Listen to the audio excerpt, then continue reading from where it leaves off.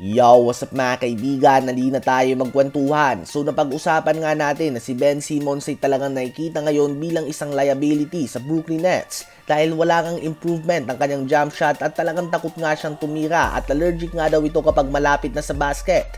Noon nga ay inaasahan si Ben Simmons bilang susunod na LeBron James and understandable ito. Sa kanyang rookie season nga ay nagtala siya ng 16 points, 8 rebounds and 8 assists per game. May height siyang 6'10", bigat na 250 pounds, athletic, mabilis, mataas tumalon, magaling dumepensa, magaling na playmaker at solid post player. Ang tanging kahinaan niya nga ay ang kanyang kakulangan ng jump shot. Ngunit iniisip nga ng mga fans na okay lang naman yan dahil madedevelop na lang yan. Ngunit hanggang ngayon ay wala nga itong improvement o development at kung iisipin ay mas malala pa ito sa ngayon dahil kahit umatake sa pinta ay takot na siya dahil ayaw na din nga mapunta sa free throw line. You can't be a 6'10" point guard and attempt 2 or 3 shots per game.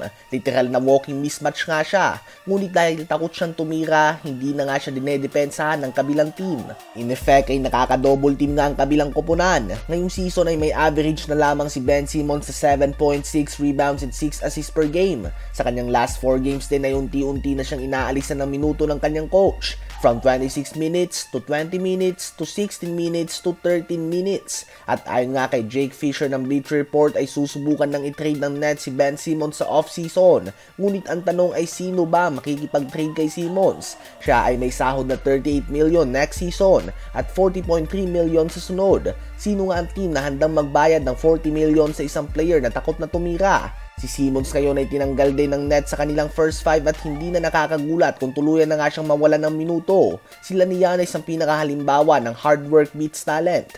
Dahil kung iisipin nga ay pareho sila ng skill set. Naturally talented si Ben Simmons habang si Giannis naman ay may physical gifts at patuloy lang na nag-ensayo. Magbintis man nga siya ng 5 magkakasunod na free throw, the next possession ay aatake na naman siya. Binibilangan siya ng mga fans at tinatawanan ngunit wala siyang pakialam.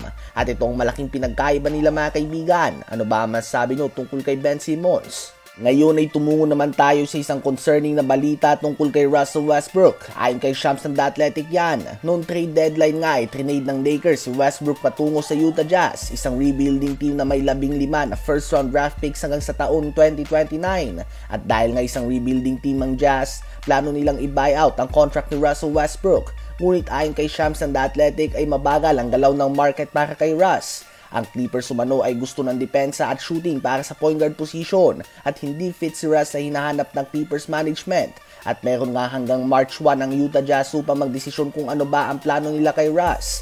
Ayon din kay Shams ay kung sigurado nga daw na may team na magpipick up kay Russ ay matagal nang binayout ng Jazz ang kanyang contract. Ngunit hindi nga daw ito ang kaso at ngayon ay nalalagay talaga sa alanganin ng former MVP sa paghahanap ng kanyang permanenteng tahanan.